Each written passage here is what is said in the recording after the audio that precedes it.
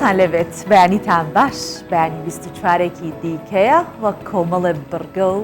کۆمەڵێ بابەت کە هەمووی بە دڵی ئێوەی بینەر و بیسەری خۆشەویستی بەیانی 24 بێت. هیوادارم کە لەگەڵمان هەروەکو چۆن ئێستا لە سەرەتاوە لەگەڵمان و گوێبیستی سڵاوەکەی من بوون بە هەمان شێوەش تا کۆتایی پرۆگرام لەگەڵم بن و ڕۆژێکی خۆش لەگەڵ منە دەست پێ بکەن و بەو هیواییکە ڕۆژێکی پڕ لە سەرکەوتن و پڕ لە شادی بێبووتان. بابزانین ئەم دەنگ و ئەم بابەتەی کە ئێستا بینین چییە سا بۆتان باسەکەم.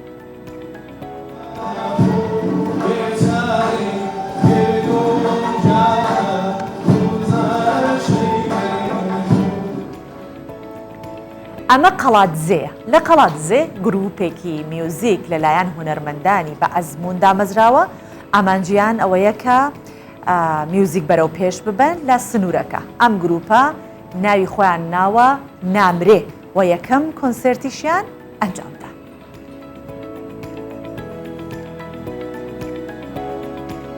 دیمەنەکانی مەشخاڵ دروستکردن بۆ ئاگری نۆرۆز کە ئەمە ئاکرێ سبەی ئاکرێ جەژنی نەورۆز لە هەرێمی کوردستان لەوێ ئەکرێت و ئاکرێش بە پایتەختی نەورۆز ناسراوە. ئامادەکاری کردووە بۆ هەزاران مەشخەڵ و نمایشکردنی جوانترین دیمەنەکان کە ئێستا ئەمڕۆ زیاتر باسی لێوەکەین بزانین ئامادەکارەکان بە چ شێوەیەک کراوە.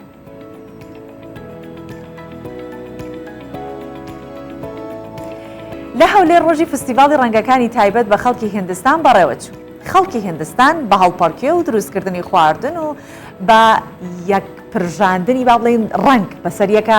ڕەنگیان ئەپرژان و داگیرستانی ئاگر ئەم نەریتەی خۆیان کە هی وڵاتەکەی خۆیانە لێرە زیندویان کردەوە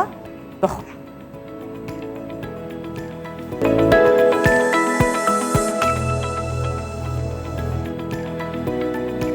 جا سەرەتا با لە قەڵاتزێوە دەست پێ بکەین با بزانین گروپی میوزیکی نامرێ ئامانجیان چییە؟ گروپی میوزیکی نامرێ گروپێکی تازە دامەزراوە لە ژمارەیە گۆرانی بێژ و میوزیسیانی بە ئەزمون پێک هاتوون. لە یەکەم چالاکی هوەری خۆیانە بە ئامادەبوونی ژمارەیەکی بەرچاو لە هونەردۆستانی قەڵاتزێ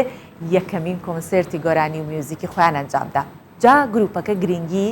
بە ڕەسەنایەتی هوەری کوردیادات و ئەوان ئەیانوێ ڕەوتی هوەر لە قەڵاتزێ و لە سنوورەکە بەگشتی بەرەو پێشەوە بەرن.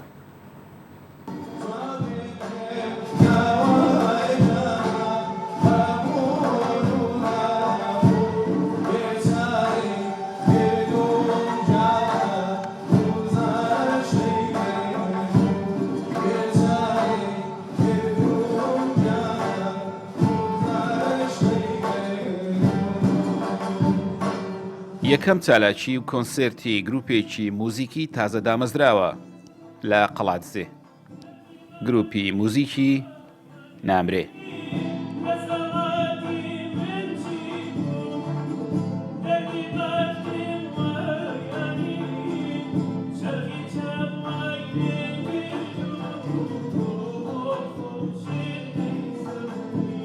گروپەکە لە ژمارەیە گۆرانی بێژ و مۆزیسیانی قەڵاتزێ پێکاتون و پەرۆشی بۆ پێشخستنی هوەری مۆسیقا و گۆرانی لە شارەکە کۆی کردوونەتەوە.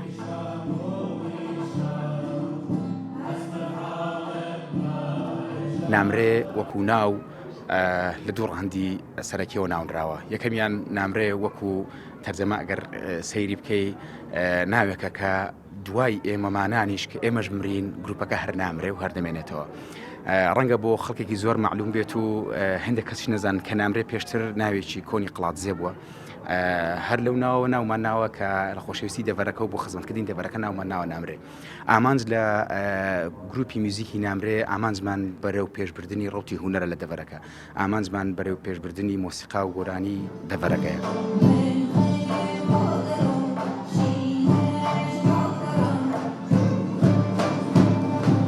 زوهرە لە ساڵانی 90ەکان و پێشتریش یەکێک بووە لەو کچانەی بەشداری چالاکی لە چالاکیە هوەریەکانی سنوورەکە هەبووە و بەرهەمی گۆرانی هەیە. ساڵانێکی زۆرە دابڕاوە بەڵام خۆشەویستی بۆ گروپەکە و مۆسیقا و گۆرانی ئەوی هێناوەتەوە سەرشانۆ. گۆرانی و میوزیک هەناسن. من بەهۆی چەند هۆکارێکی کۆمەڵگەیی لەوانەیە چەند بیرۆکە و ناتێگەیشتنی هەندێک کەس بۆ گۆرانی بۆ میوزیک منیان دابڕی بوو بەڵام ڕۆحیەن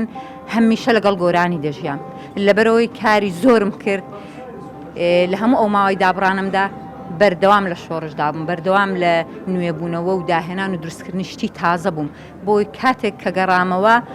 بە پێرفێکتی بێمەوە هەمیشە هیوام وا بوو پێم وا بوو کە من دانابڕم دەبێ ئەو ڕۆژە بێت کە من جارێککە ئاش بمەوە لەگەڵ میوزیک و گۆرانی.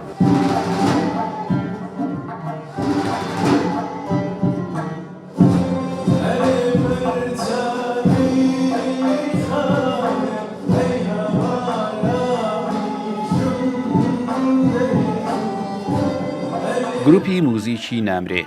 کار لەسەر ڕەسەنایەتی هونەری کوردی دەکەن.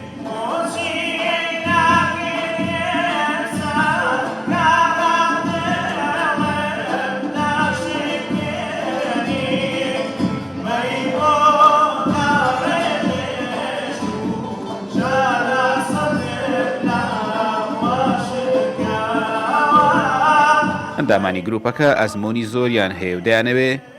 بیخەنە خزمەت هونەری گۆرانی و مۆسیقایی کوردیەوە.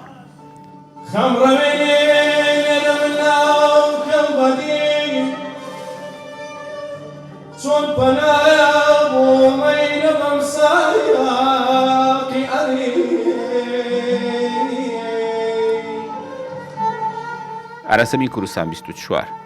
قەڵات 3 نابینم خەڵک وڵات و شاری خۆم نابینم ناسیا و دۆست و یاری خۆم.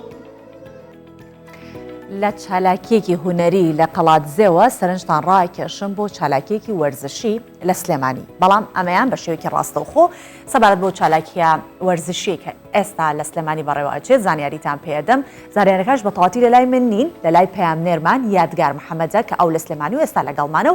و زانیاریەکانمان پێدات بەیانیت باش یادگار تۆ ئێستا لە چالاکیەکی وەرزشیت کە ماراسۆنێک ئەنجامەدرێت لە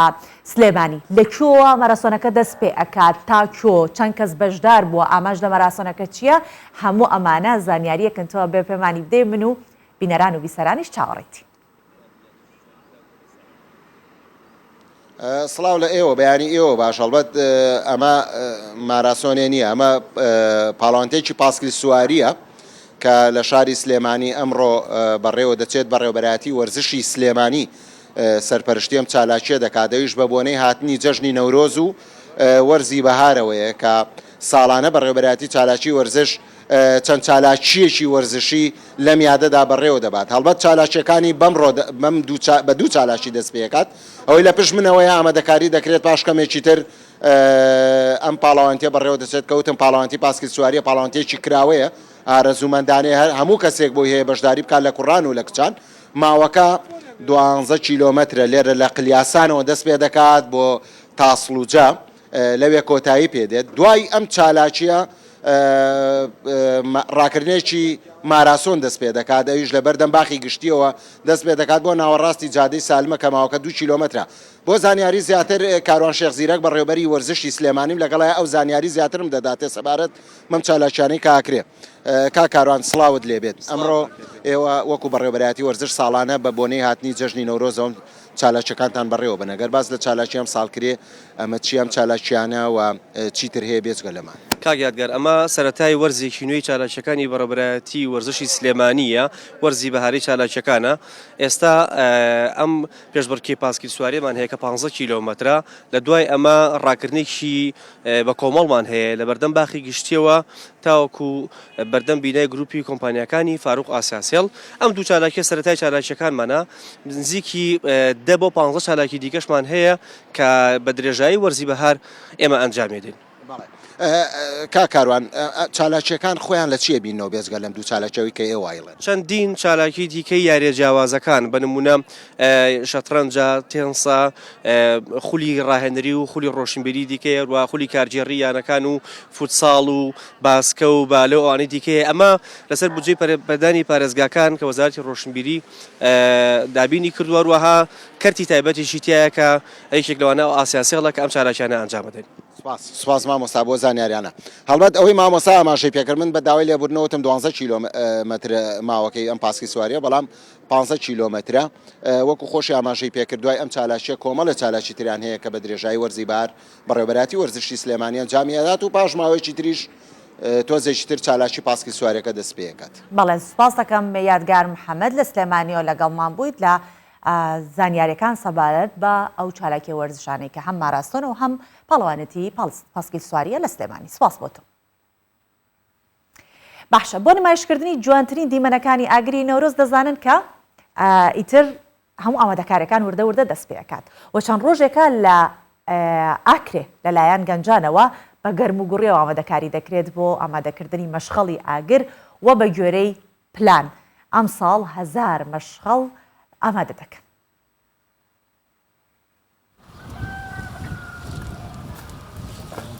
بە ئاوایەکی گەرم و گۆرتر لە ساڵن بۆری وانگەن جولاوین خۆبەخش لە ئاکرێیە ملدای دروستکردنا خەتیرن ئاگری. دە ئەف ساڵەدا وان گروپین خۆبەخش لەبەرەک و زێدەی هەر ساڵەکە بۆری خەتیران ئامادە بکەن ji bo ku dîmenên agrê Newrûzê li Akrê her bi ciwantirîn awan nîşan bidin. Ciwaniya Newrûz Akrê ya divana xetîra da wekî xurt û law û gencên Akrê yê Newrûz vana ihtimameka zûr girîngiyeka zûr dene vana xetîra û melbere vana xetîra zûr bikin ev sala bû Newrûzvanê xwê Akrê û bû xelkê xwe ew ê qest Akrê diket temaşeyê Newrûza Akrê diket melbere li vana çêt me kelekevnê û kelamîrî em xemlînîn Agrî. Ev xetîrên agrî bi destê heft grûpên xwebexşiyên genc û lawan li Akrê salane tên amadekirin ku egerçi amadekirina wana neya hesan e lê eva henê li cem wana nebûye astengî. Ev çend rojeka me dest xetîra kirî hemî grûpa û mesûzeka da xelkê xwe got çend bihêtin Newrûzê ciwantir rabigirîn. تقریبا مدویت چوی خوب خملین همی آگری و چون که وکو گروپ همی تناسین شعلا و تقریبا ها گروپ اکی 300 خطیرت حاضر کردین 200 خطیرت حاضر کردین هندکو 400 حاضر کردین هندکو 100 حاضر کردین. آماده کارین کرنوال نوروزی لآکر بلسیه پریوچن جبو کود افسال داچیان در دوراوی باجاری به خطیرین آگری و آلاین کردستانه لسر دست وان گنجان بهن خملاندن. چه سالا وکی اف سالا گرم و گوری نبوده اول تقریبا نزدیک 2 هفتهانه ام و گروپ ما و گروپ دی همو دست آماده کاریات کن حتی ابروش هم پشک دار بین آماده کارید بردام و تنها ما و آلای کردستانه همو شولت کارت خو ما و گروپ سیپیت انجام داین. ده اف ساله دا جعالی وان گروپان و ده زیده 1000 خطیران هن آماده کرن جبو کد روژا بره و چونا کرنوال نوروزه دا او کلها میری و کلها کفنا آکره با آگری بخملیننو جارک دی جوانترین دیمنان ادوی روژه دان نشان بدن. آری حسین کردستان 24 آکره. باشە با لە خودی پایتەختی نەورۆزەوە زانیاریەکان لەوێەوە وەربگرین کە چالاکوانێک لەگەڵمانە لەوێ ئەم بەیانیە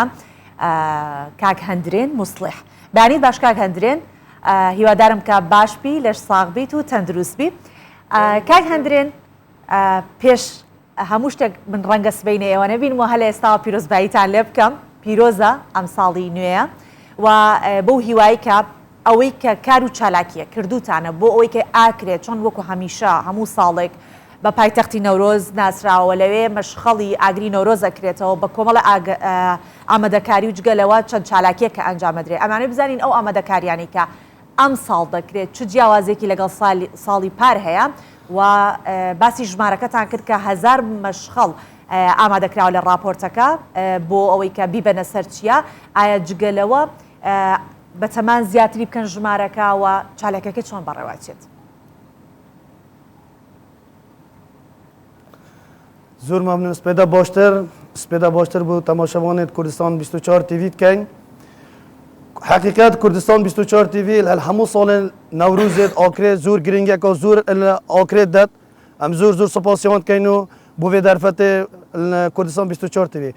ولی حقیقت ما یا گروپت ما یت آکره چندین گروپن 5 گروپن الپنج الگروپ اول چیو دی آکره تحل کردن یک کیلوان الکلکمنا و کلیا و تیشیا و گریتوپایا و سرگیریا بجید اول چندین گروپ که خلق داینا خطیرات بنا سر چای و الخطیراتی نخوره بو سرگیری همی پیک و برادر و خورد و گنج و خوبخش آماده بن النوروز آکره و کتاب بحث کری هر برادرک یا هر میوانک قصد ما آکره بکد حزا خطیر حل کردن هبید دبید بری 2 ساعتا یا ساعتا که السری چای نکمه بید دوشت شواز خطیره هل گری چوا ده هل گری چوا دست داده چنکی اف خطیره پیچک یا گرانا و یا قرصا و وقتی رای داده تا خورن بورس دل سری چای دبید شارزوی بتا خوره نخو اف آگره هکا دانا پشخو یا دانا پیش لوانه ازیاد بگن تا حواله خو یا ازیاد بگن تا برادر خو لوانه او رزا جوانیه بتا شیلان و بتا تکدان باشە کاک هەندرێن کەوابێت چوونە سەرەوەی سەر چیاکە و هاتنە خوارەوەشی لێزانی شارەزایی ئەوێت ئایا ئێوە هیچ هەماهەنگیتان کردووە لەگەڵ تیمێکە تیمی فریاگوزاری بەخوا نەخواسە بۆ ئەگەر هەر ڕووداوێکی نەخوازرا و ڕوو بدات؟ بله آماده کاری برگیری شهرستانی صبحی ساعت 10 یا 9 پیده اول تیمت خودتن سر چای داناینا الچای کله و تیشی و کله کم نگره توپا هر چای کی آگر بتال کردن تیم کوان یا لور دانایی و کی حریق و تشل دستتون دا خود نکر صوت نکه آگره که برینداره که تشتکه او زیترین دم ادگنه چاره سرد کن باشە کاک هەندرێن ئێوە چەند ڕۆژتان پێچووە تاوەکو ئەم خەتیرانەتان ئامادە کردو مەشغەڵەکانتان ئامادە کردووە؟ والله ام لوانه بری هیچ کم دست آماده کاری خوب بکن چونکی رکت ما بچک بزحمتن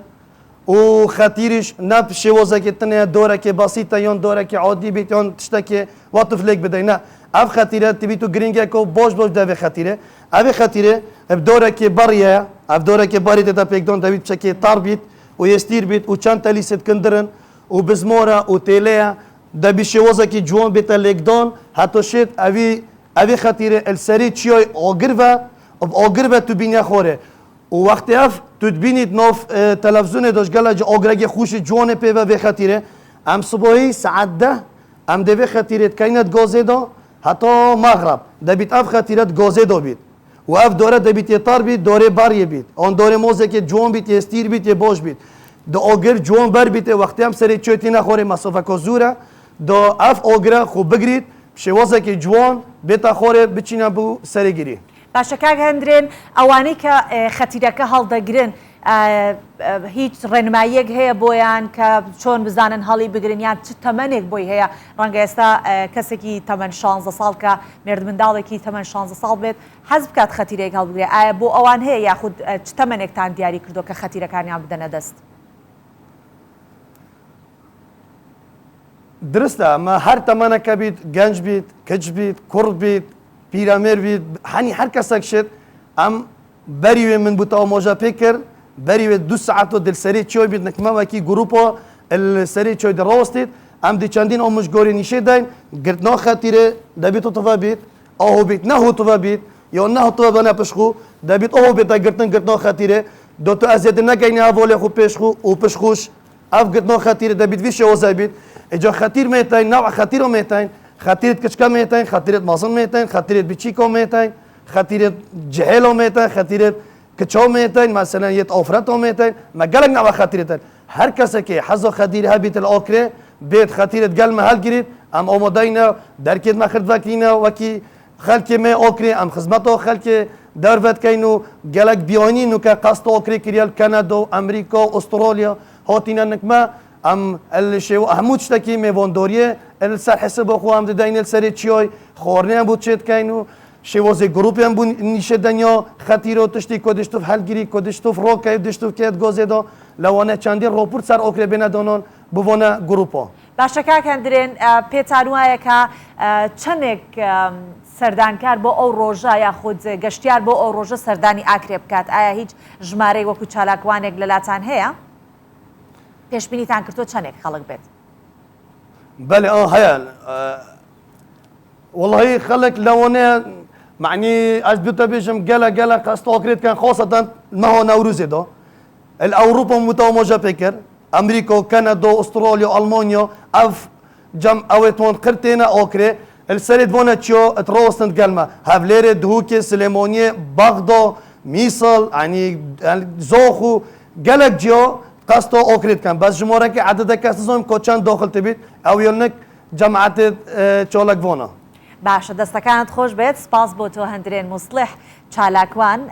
لە ئامادەکاریەکانی دروستکردنی مەشخەڵ بۆ ئاگری نەورۆز بۆ سبەینێکە لەگەڵمان بوویت و باسی ئامادەکاریەکانت کرد سپاس بۆ تۆ ڕۆژێکی خۆشت هەبێ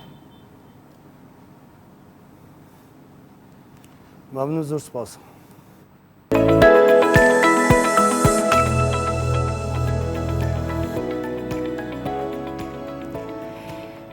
لە دیاربەکری باکووری کوردستانیش ئامادەکاری بۆ جەژنی نەورۆز بەردەوامە بەر لە هاتنی نەورۆزیش بازاڕی جل و بەرگی کوردی جوڵەی زۆری تێئەکەوێت لە هەموو ئەو ناوچانێکە کوردی زمانن بێگومان جل و بەرگی کوردی دەپۆشن وا فرۆشیارانی جل و بەرگی کوردی شەڵێن کە ئەم ساڵ وەک ساڵانی ڕابردوو خواست لەسەر جل و بەرگ نییە بەهۆی خراپبوونی دۆخی ئابووری تورکیا بەگشتی لە دیاربەکرێ بەریا نەڤرۆزا ئیساڵجی وڵاتی خۆ ئامادەی قادێ نەڤرۆزا دکەن فرۆشکارên cilên Kurdî tînin ziman ku ji ber astengiyan û qeyrana aborî piyaseya cil û bergên Kurdî li Diyarbekirê qelb bûye lê xort û keçên Kurd li gor derfetên xwe amade dikin. Roza Dalî ku zarokatiya xwe karê dirûtina cilan dike û 12 sala jî cil û bergên Kurdî çê dike û difroşe tîne ziman ku deriya pandemiyê karê wan gelek baş bûye. Lê piştî pandemiyê jî piyaseya cil û bergên Kurdî ji ber astengî û qeyranan wek berê baş nebûye. Newroz nêzik dibe heycan din dirê me da çi dibe em pirkê xweş dibe li ka kêfa berê nemayî. Ji ber çi têbêje ji ber ekonomîk krîzê.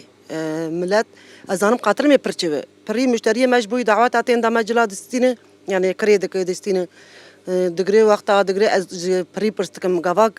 nêza Newrozê ya gavak müşteriyê me tên ez ji wan dipirsim ka hûn ji bo çê dikibirim ku boî Newrozê bigire ya ji bo dawetê yani şeva henê li xwe dikin. Dê nawele dê em ji bo dawetê digire li feqet dê em ê her Newrozê em herî jî em cila nagire. Ez dê zarokê me here wî îsal cila li xwe neke. Wî yani awa biyê kirê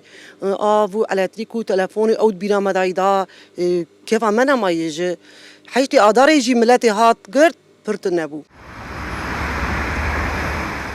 Welatî û firۆşkar balê dikşînin ku li Tirkiye û Bakur ji aliyê hêzên ewlehiyê ve jî ji bo cil û bergên Kurdî astengî tên derxistin û ev jî sedemek e ku welatî nikarin bi xemla Kurdî biçin qadên Newrozê. Ayhan Qas jî balê dikşîne ku rewşa aborî li ser welatiyan bandorê xwe giran kiriye. Lê dema ku ciwanên Kurd ji bo cil û bergên Kurdî tên jî parê wan kêm be yan jî tunebe jî wan destvala naşîne. Salê berê me cil çê dikir heta çarê sibê em li dikanê bûn. Me genç dihatin bi şev nedîşem rake me ji malê rat kir danî digotin gej me dîşe bidrûse sibê em heta li xwe nekem narin. Înakî cilekî zaroka ji dikanê de nedima. Tiştek nedima. Sala çûnê sala berê zaten bela pandemiyê zaten me îşkî nekir. Me dikan zaten salkî girt em di malê rûniştin. û îsal wey heştê mardê de û vay Newroz îşallah coşqîkî xweş yanî ez dibînim millete derin tên dipirsin.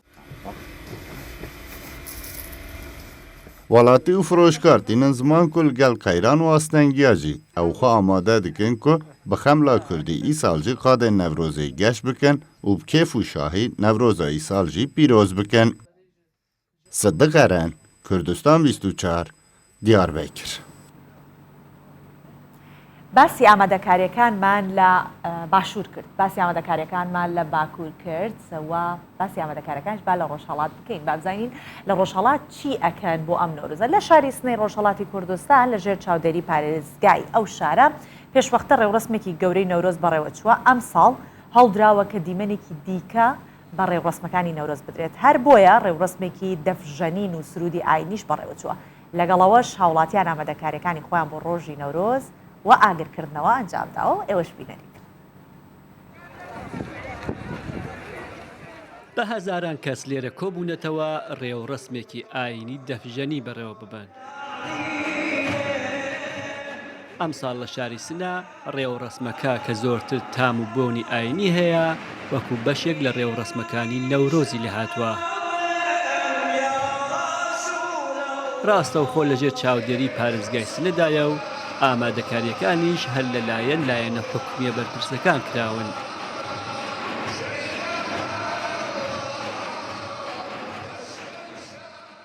اسمە مەراسم هەزاردەف کورسانە دوایەوە ئیمساڵ ساڵێ جدیدە 1401 ئەم مەراسمانە بەرگوزار کردەوە ساڵگە لە قبل بەخاترەوە بەرگوزار ناوە بەخاترەم نەخۆشین ڤیرۆس کۆرۆنا بوو کە ئینشاءڵڵا ساڵگە لە بعدی بە همەتە مەردمێ بزرگوارە کوردستان ئەجراوێ. لە دەرەوەی هۆڵەکەش دەیان ڕێوڕسمی جیاوازی نەورۆز لە سنە بەڕێوە چوون لا سبسواریەوە بگرا هەتا هەڵپەڕکێ و دەفجەنین. ئەم ساڵ لە وڵاتانەی کە نەورۆز بە جەژنی خۆیان دەزانن وەفد بۆ سنە هاتوون.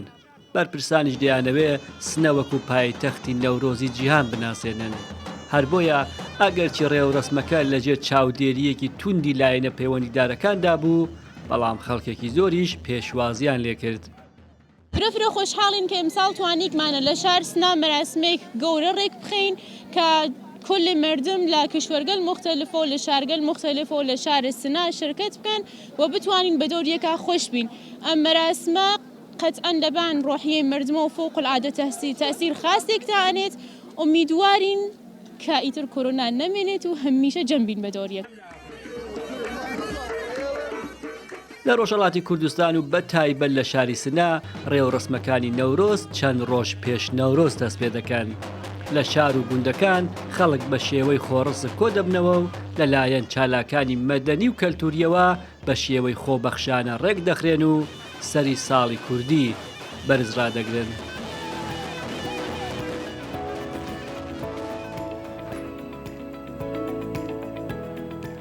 جا باسی بابەتەکەی ئەمڕۆتان بۆ بکەم کە دەمانوێت باسی ڕێکخراوێکی پزیشکی نێودوڵەتی بکەین کە لەلایەن قوتابیانەوە بەڕێوەچێت ئەویش ڕێکخراوی IFMSA ئەگەر بە هەڵە نەمخوێند بێتەوە پاشکەمێکی ترکە میوانەکانم لەگەڵە بێت ئەوان زیاتر ناوەکە بە دروستی ئەخوێننەوە و ناوی ڕێکخراوەکە بێگومان ئەمەی کە منوتم کورت کراوەتەوە و جگە لەوە ڕێکخراوێکی پزیشکی نێودوڵەتیە کە لە 132 وڵاتی جیهاندا نوێنەرایەتی 1,300,000 خوێندکاری پزیشکی ئەکات یەکێک لە هەرە کۆنتترین و گەورەترینی ئەو ڕێکخراوە ناحکومیانەیە کە ڕاستە و خۆ لەلایەن خوێندکارانەوە بەڕێوە دەبرێن لە سەرەتای دامەزراندنیشیەوە لە ساڵی 2009 ئەندامی ڕێکخراوەکە لە کوردستان ساڵانە چەندین چالاکی خۆبەخشانە ئەنجامەدەن بۆ کۆمەڵیەکە لەوانە کەمپینی دژی جگەرەکێشان پێشکەشکردنی سیمیناری تەندروستی و چەندین چالاکی دیکە کە ئێستا لەگەڵ میوانەکانم زۆر زیاتر باسی لێوەکەن ئای بابزانین بۆ هەموو خەڵکی کوردستان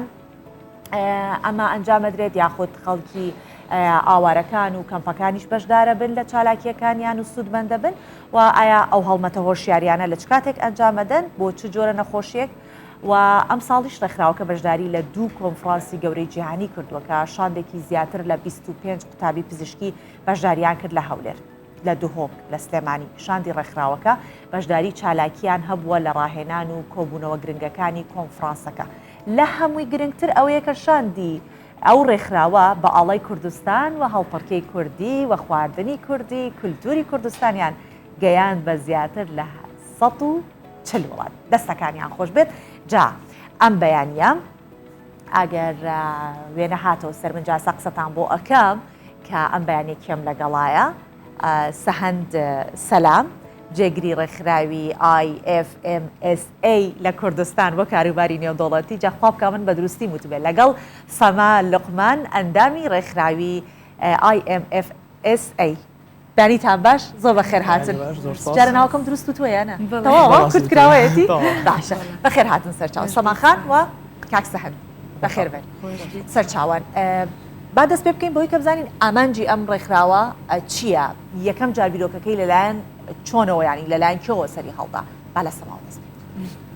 سەرەتا IFMSA کورتکراوەی International Federation of Medical Student Association واتە فیدراسیۆنی نێودەوڵەتی دەستەی خوێندکارانی پزیشکیە فیدراسیۆنێکی یاخود ڕێکخراوێکی ناحکومیە لەلایەن قوتابیانی پزیشکیەوە بەڕێوە دەبرێت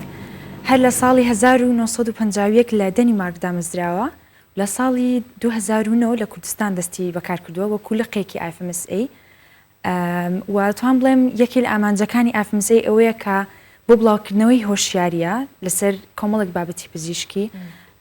لە ڕێگەی چەند ترینینگ و وەرکشۆپ و پرۆژە هەروەها دروستکردنی پەیوەندیە کە لە نێوان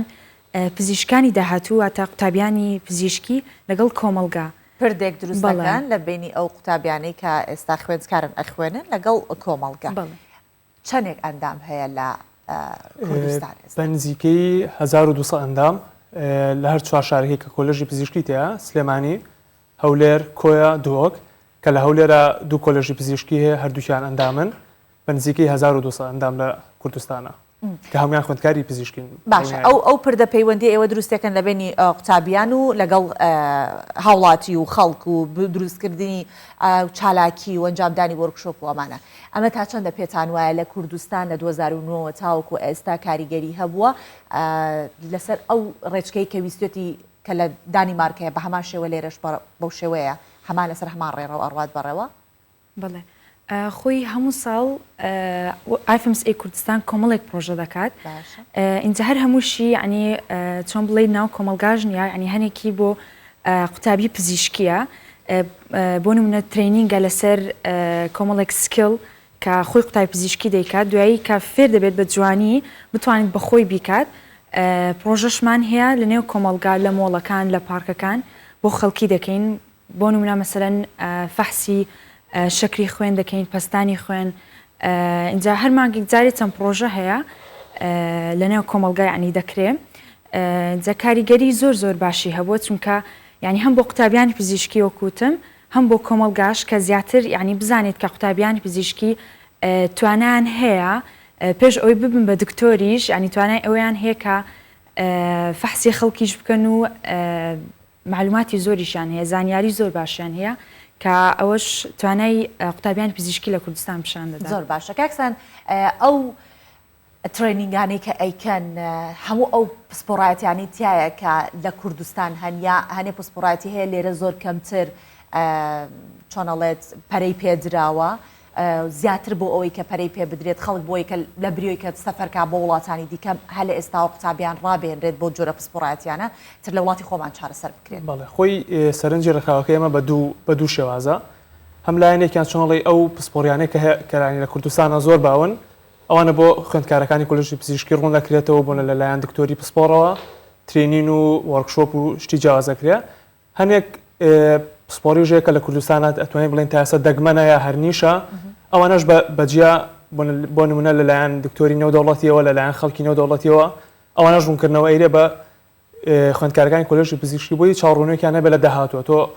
کە 6 ساڵی کۆلێژی پزیشکی تاواکەی ئەتوانین بڵێن لێەوە ژیانی پزیشکێکە و دەست پێەکە بۆی پێش ئەو بۆنە تۆ بە چەند ساڵە چاڕوونیەکە هەبێت لەسەر داهاتوت زۆر ئیسفادەی لەکە ئێمەش هەوڵین تەرکیز مەخسوس سەر ئەوانە بۆی چۆنەڵی چەند ساڵێک لە ژیانی پزیشکی گەڕێنەوە بۆ خوێندکارەکانی زۆر باشە سەمایانی ئەگەر بمەوێت لە یەکچوونێ بکەم سادەتری بکەمەوە چۆن باخچەی ساوایان هەیە ناڵ ئامادە ئەکرێ بۆی کە فێر ببێ لە قوتابخانە چۆن ڕەفتار بکات چۆن بخوێنێت چی بکات ئەم ڕێکخراوی ئەوەش ئەتوانین بڵین باخچەی ساوایان کەنە باخچەیەک با بڵین باخێکی گەورەی پزیشکانە بەڵام هێشتا نەچونێتە بواری پزیشکیەوە بە تەواتی ممارەسەی کارەکەیان نەکردووە پێتان وایە کە قوتابیان تا چەندێک لە کوردستان بایەخیان بە ڕێکخراوەکە داوە تا چەند حەزەکەن لەگەڵ ئێوە پەیوەست بن بۆی کە ڕاهێنانێ بکەن بۆی کە سبەی دووسبەی ئەبنە پزیشکێکی ئەم وڵاتە بەڵێ خۆی ئێمە هەموو ساڵ FMSA کوردستان دەبینی ینی خوێندکاری زۆر تەقدیمی لە بۆ دەکەن ساڵانە کە خۆیان خوێندکاری کۆلێژی پزیشکین یعنی ژمارەیەکی زۆر تەقدیم دەکەن و یەکسەر دەبن بە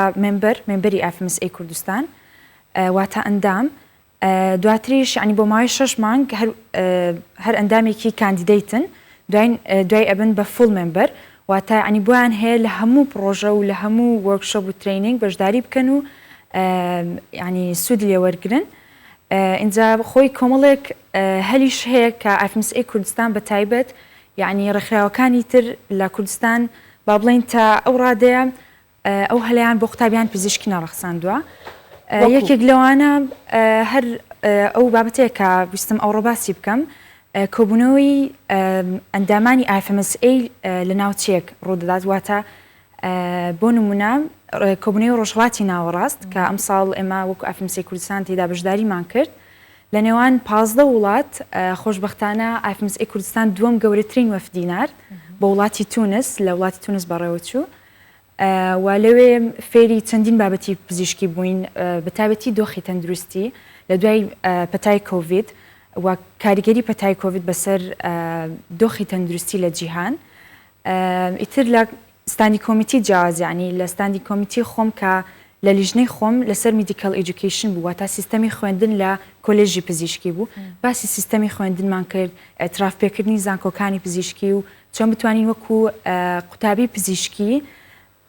سیستەمی خوێندن لە زانکۆکانی پزیشکی بەرەو پێش ببین زۆر دروستە کاکسە هەند مەرج چییە بۆ ئەو قوتابیانەی کەیانە ببن بە ئەندام لە ڕێکخراوەکەتان هەر ئەوەنەی کە پزیشک لە قوتابی بەشی پزیشکی بێ تەواوە خۆی ئێمە مەرجی دیکەشتان لە سەرەتاتا هەر ئەوەی ینی ئەو نەفەری هەیەت ئەبێ تەنها خوێندکاری کۆژی پزیشکی بێ دوای ئەمە بۆ 6 مانگ ئەمانە کاندیدێت مێمبرن ینی لە پرۆسێسی وەرگرتنان بۆی کە بن بە مێمبەری تەواو لەم بیناچیەکەن ئێمە مەجموعەی ترینین هەیە سۆفت سکیلز وەکو بۆ چۆنێتی تەعاملکردن لەگەڵ نەخۆشە چۆنێتی معاملەکردن لەگەڵ خەڵکا لە دەرەوە ئەم چەند ترینینە تەواوکەن لە مودەتی 6 مانگە کەمایان تەواو کرد ئەبن بە مێمبەری چۆنڵی دایمی ڕێکخراوەکە ئێستا خۆتان نەزانێمە لە کوردستانە چەند کەمپی ئاوارەکانمان هەیە کوردستان پەناگەیەکی ئارامە بۆ ئاوارەکان تا چەند توانیوتانە وەکو قوتابیان کە لەو ڕێکخراون بێگومان پێویستان بەوەیە کە زیاتر لەگەڵ خەڵکێکا کۆنتاکتان هەبێت تاقیکردنەوەکان لەسەر ئەوان بکەن بۆ نمونە لەگەڵ ئەوانە وەرکشۆپەکان ئەنجام بدەن خولی و ڕاهێنانیان بۆ بکەنەوە تا چەند لەگەڵ کەمپی ئاوارەکانە هاوکاریەکەن چیەکەن بۆیان خۆی چەندین پرۆژەمان هەبوو لە کەمپ ساڵانە و کوتم زۆر پرۆژە هەیە لە کەمپی ئاواران دەکرێت هەروەکوتم ترینینگ دەکرێن پێشوەخت قوتابیانی پزیشکی لەسەر ئەوەی کە چۆن مامەڵیان لەگەڵ بکەن و چی بکەن لەوێ بۆ نمونە فەحسی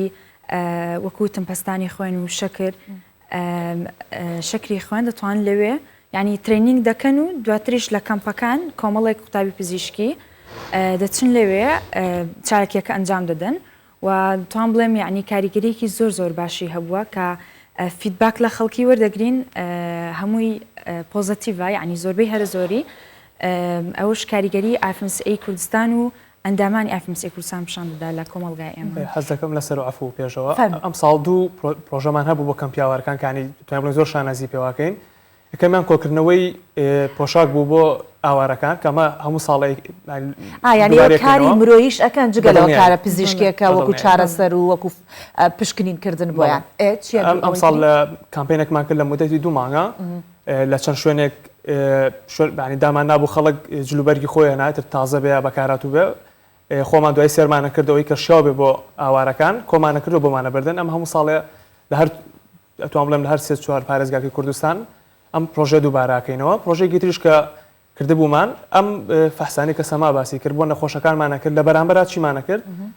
بلیتی دکتۆرێکمانەیە پێیان کە بتوان بە بەلاو بچن بۆ لای ئەو دکتۆرە بۆن لەسەر ئەم فەحسانەی ئێمە زیاتر پشکنینی بۆ بکات و چارەسەری زۆر باشانی ئێوە ئەوەشیان بۆکەن کە لەگەڵ پزیشکی دیکاکە پزیشکی پسپۆر بێ بەرامبەر ئێوە قەت پزیشکەکانتان بردووە بۆ ئەوێ لەگەڵ گروپەکەی خۆتانە یاخود نەخۆشەکان خۆی ئەو شتا بێ باکسەوە بێن چونکە نەخۆشەکان زۆر زۆر زیاترن فۆلۆپیانەوە کاری زیاتریانەوە بۆ شتەکەمان عکس کردووە نەخۆشەکانە چون بۆ لای پسپۆرەکان و بە لای دکتۆرەکان ئەوە ئینەکە یاڵەکەی تەبیب بۆ لای دەردەدارجێش دەستان خۆش بێت باستان کردتان لە 2 فستیڤاڵی نێودەوڵەتی بەشداریتان کردو جا کامتان زانیاریتان لەسەری وەکو بەرپرسی نێودەوڵەتی ڕێکخراوەکە وەکو یەکەم جار سەما باسی کرد دانێکمانە پێوترە ئیەمار واتە کۆبوونەوەی باکووری ئەفریقا و ڕۆژهەڵاتی ناوەڕاست کە شاندێکی 20 نەفەری بووین کە دووەم گەورەترین شاند بووین ئەنی سپاس بۆخوا دووەم دانش پێوترێت GA واتە جنرال ئەسێمبڵی کۆبوونەوەی گشتی کە ئەمە زیاتر لە 145 وڵات بەشداریەکە لەم کۆبوونەوەیە کە ئەوەی یەکەمیان لە مانگی دوا بوو ئەمەی تریشان لە مانگی سیا بوو کە ئابزانام 3-4 ڕۆژێکە بێ هاتوینەتەوە لەوەیان کە شتێک کە شانازی پێوەکەین بۆ ئێمە ئێمە ئافMSA کوردستانی نەک عێراق جیاوازین لەوێ بۆ هی عێراقیش بەجیایە عێراقیش بەجیایە ئەوەی کوردستان کۆنتاکتی چۆنە لەگەڵەوەی عێراقا ئێستا سپرینگ کامپمان هەیە کۆبوونەوەی بەهار یعنی ئەوانیشمان داوت کرد وەکو نزیکی سی ئەندامی وانیش لێرە ئێسا وەکو چۆنڵی تعاملمان هەیە لەگەڵ یەکا کۆلابرێشنمان هەیە بەس ئەتوان بڵێم وەکو دوو دەوڵەتی جین لەوێ ئێمە بە ئاڵای کوردستانەوە بە ناوی کوردستانەوە بە کولتوری کوردستانەوە بەشداریەکەین بەجلی کوردیەوە بەشداریەکەین لەوێ کە ناوە هێنرێ ئەڵێ کوردستان اینجا لە عێراق ینی ئێمە چکە لەوان کۆنترین بۆ ینی ئەوەی کوردستان لەوەی عێراق ئێوەی 2009 ئەوەی کوردستان ئەوان 2014 ئێمە زۆر کۆنترین لەوان زۆر دەستکەوتان زۆر زیاتر بێت لەوان باشە ئەم با بڵێن ڕێکخراوەی ئێوە تا چەند توانیوێتی لەگەڵ ڕێکخراوەکانی دیکە کە هەمان لقن بەڵام بۆ نمونە لە وڵاتانی دراوسێ لەگەڵ ئەوانە چۆن بێ کۆنتاکتان سەما بەڵێ هەل لە ڕێگەی هەمان ئەو کۆبنەوانە کە لە ڕۆژهاتی ناوەڕاست دەکرێ و جنرال ئەسمبلی کە سەهەند باسی کرد کە IFMSA هەموو وڵاتانی هەموو دنیا کۆ دەبنەوە لە ڕێگەی ئەم کۆبنەوەیانە پەیوەندیەکی باشمان دروست کردووە بۆ نمونە لە یەکێک لە ئەکتیڤیتیەکانی ئەم کۆبنەوانە ئەکتیڤیتیەکە پێوترێ ئەکسچینج فێر یاخود پێشانگای ئاڵوگۆڕکردنە کە تایدا چەندین وڵات کللتوری خۆیان پیشان دەدەن خواردن و شار و شارچکەکانی خۆیان بە وڵاتانی تر پیشان دەدەن کە ئەوەش شانسێکە بۆ ئەوەی کە وڵاتانی تریش ئاشنای کللتوری جیاوازی ئەو وڵاتە بن لێ کوردستانش بە هەمان شێوە IFMSA کوردستان بە جلی کوردی و بە خواردنی کوردی ئەکید لەوێ پیشانی کللتوری خۆماندا لەوێ زۆر ینی زۆر دڵخۆش بوون کە وتیان کوردستانەوە خۆش دیارە و کە تەنانەت لە ڕێگەی ئەوەشەوە IFMSA ئەکسچینج پرۆگرامی هەیە خود پرۆگرامی ئاڵوگۆڕکردن کە تایدا قوتابیانی پزیشکی دەتوانن بۆ ماوەی چەند هەفتەیەک لە وڵاتی لە دەرەوەی وڵات بخوێنن و توێژنەوە بکەن بۆ نمونە ئێستا قوتابیەکی پزیشکی ئەڵمانیا لە کوردستانە ئێستا و چەند هەفتەیەک لێرە دەبێت ماوەیەک پێشەستا قوتابیەکی پزیشکی لە بەرازیل ئەگەر هەڵە نەبم لێرە بوو لە کوردستان بوو ئیتر بە هەمان شێوە لێرەشەوە ینی خوێندکاری خۆمان لە دەرەوەی وڵات دەخوێنێت و لەوێ لەگەڵ دکتۆرانی ئەوێ دەچێتە ڕەدهە و نەخۆشخانە و لەوێ دەخوێنێت ینی شارزای سیستەمی خوێندن لە وڵاتی تریش دەبێت نا ئێوە نییە بەس بڵێ کاری پزیشکیەکەن ئێوە کورد و کوردستان ئەناسن و ناوی کوردستان ئەناسن بە کولتوری کوردی و ئەوانە ئەمەش جێگای بایەخەکە ئێوە وەکو تەنیا پزیشک بۆ دوڕۆژ چاوتان لێ ناکرێت وەکوەوە کە فەرهەنگی کوردستان ئەبەنە دەرەوە جا کاک سەهەند بابزانین ئەوانەی کە ترێنین بە ئێوە ئەکەن ئەو پزیشکانی کە دێن بۆ ئێرە پزیشکانی خودی خۆمانن یاخود لە دەریشەوە پزیشک دێن زیاترە توێن بڵێن پزیشکەکانی خۆمان چکە تۆ خۆتەزانین پزیشک لە دەرەوە بێنیت لایانی مادیەکەی بۆ ئێمە زۆرە بێ بەس ساڵانەمە خۆمان کۆبوونەوەیکی گشتیمان هەیە لە کوردستانە لەو کۆبوونە گشتیا ئانی هەوڵمان ناوە چەند ساڵە پێش ئێسەش بۆنە پزیشکی کورد بێ لە دەرەوەی کوردستان یا پزیشکی ئینتەرناشنڵ بێ ینی هەوڵمان ناوە ئەوانش بەشدار بوون بە زیاتر ئێمە چۆنڵی فۆکەسمان لەسەر پزیشکەکانی خۆمان چکێمە لە کۆمەلگای خۆمان ئەوان لە چۆنڵی لە دەردی و معاناتی کۆمەلگای خۆتیەکات بۆ ینی هەوڵمانە ئەوان زیاتر بەشدار بن لە پرۆژەکانمانە و لە کۆبوونەوەکانمانە بەڵێ من سپاسی ئێواکەم ئەم بەیانە نازام چەندێ هەستان پێکردن کۆمەڵێکی باش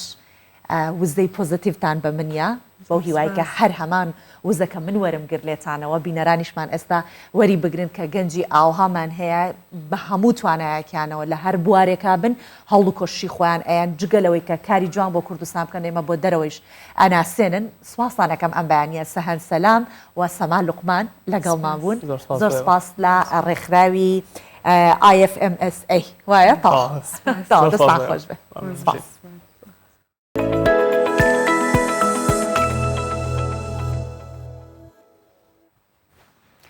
لە بەهار کۆمەڵی چالاکی و فستیڤال ئەنجامدرێت هەر وڵاتە و بە پێی دابوونەریتی خۆی و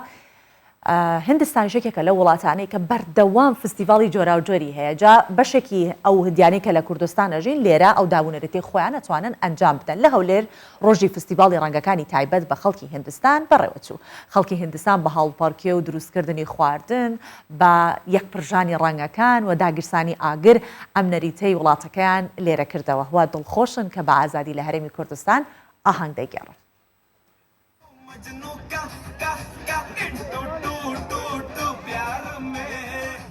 خەڵکی هیندستانن لە شاری هەولێر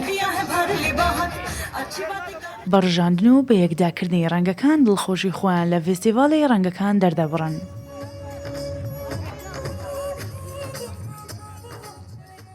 هەپی ماوەی 8 ساڵە لە هەرێمی کوردستان دەژی.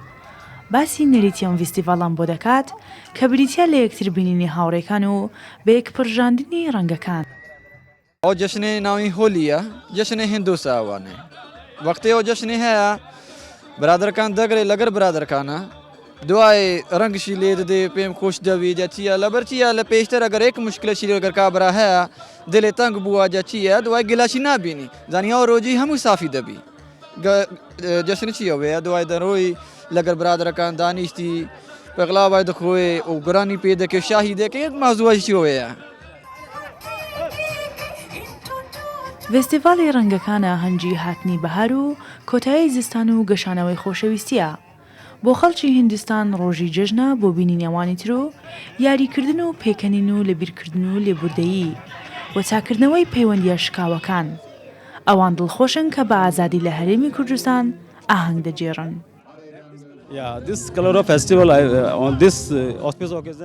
ئەمڕۆ ڕۆژی فستیڤاڵی ڕەنگەکانە لای ئێمەی هیندستانی. هیوادارم هەموو دڵخۆش بن و چێژ لەم کاتە وەربگرن و ئەم ڕەنگانە ژیانیان ڕووناک بکاتەوە. هیوادارم هەمویان خۆشی بکەن و دڵخۆشم ئەمڕۆ لەگەڵیان بەشدارم. لێرە فستیڤاڵێکی گەورەمان بۆ ئامادەکراوە. دڵخۆشم کە لە کوردستان بە ئازادی ئاهەنگ دەکەین و کەیف و خۆشی دەکەین.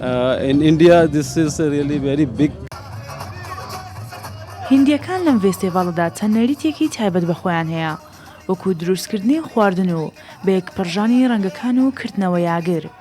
کە ئاماژە بە سەرکەوتنی چاکە بەسەر خراپەدا دەکات. هەروەها ئاهەنگی ڕووناکیە بەسەر تاریکیدا کە خەڵک بە بەکارهێنانی ڕەنگەکان یەکتر دەچڕن و یەکتر دەدرەوشێننەوە. شەیما بایس، کوردستان 24 هەولێر.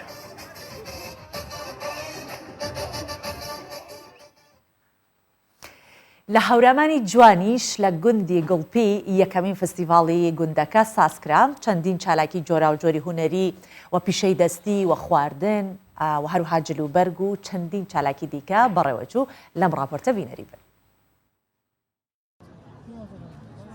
خەڵکی گوندی گوڵپن و جلی ڕەسەنی ناوچەکەیان لەبەر کردووە. ئەوان بۆ هەموو بۆنە تایبەتەکان ئەم جلانە دەپۆشن تا پارێزگاری لە ڕەسەنایەتی جلوبەرگی ناوچەکەیان بکەن و میوانانیش پێی ئاشنا بن. ئەمە پێڵن چخۆڕانەک ئەمجا ئەمیش مشکیە مشکی چخۆڕانە وان پێکەوە لەگەڵ کوڵەباڵە بە هۆران پێڵێ فەرەنجی ئەمجا فەرەنجی و کلاش و چخۆڕانک و مشکی وان پێکەوە ئەمجا خەڵکی هۆرامان وەختی خۆی هەر ئەمەیان بەکارهێناوە هەر کاتێک فستیڤاڵێکی ئەوا بوو یەم لەبەر یەکەم نابوو هەموو شتێک لەبەری ناکەم دڵمان پێ خۆشەوە شوێنێکی یانێ شوێن یانێ شتێکی جوانە و هەموو کەسێک دڵی پێ خۆشە. گەنجێکی زۆریش بەشداریان لە فستیڤاڵەکەدا کردووە. ئەوان دەڵێن بەدەر لە نیشاندانی کار و چالاکی و دابوونەریتی گوندەکەمان سەرچاوەیەکی داهاتە بۆ ئێمەش. یەکەم فستیڤاڵە لە مەنتیقی گوڵپا بکرێت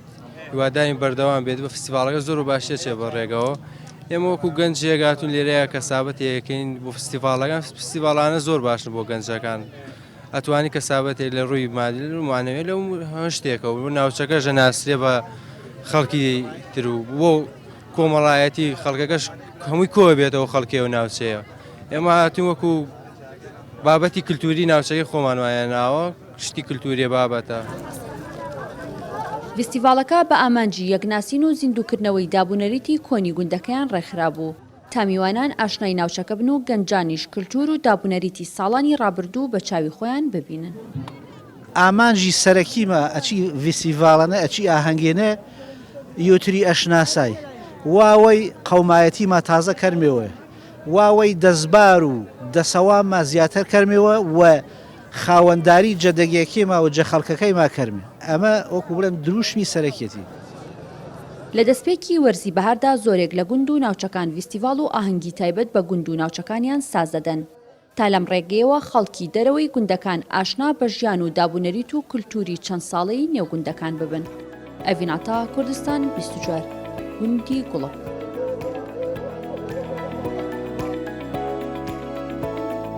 کۆتایی من بە پرۆگرامی ئەمڕۆی پانی 24 هێنا بۆ هیوایکە پرۆگرام بەدڵی ئێوە بوو بێت تا بە گەیشتنەوەیکی دیکە لە نێوان ئێمە و ئێوە بەخواتان ئەسپێرم و ماڵاوە.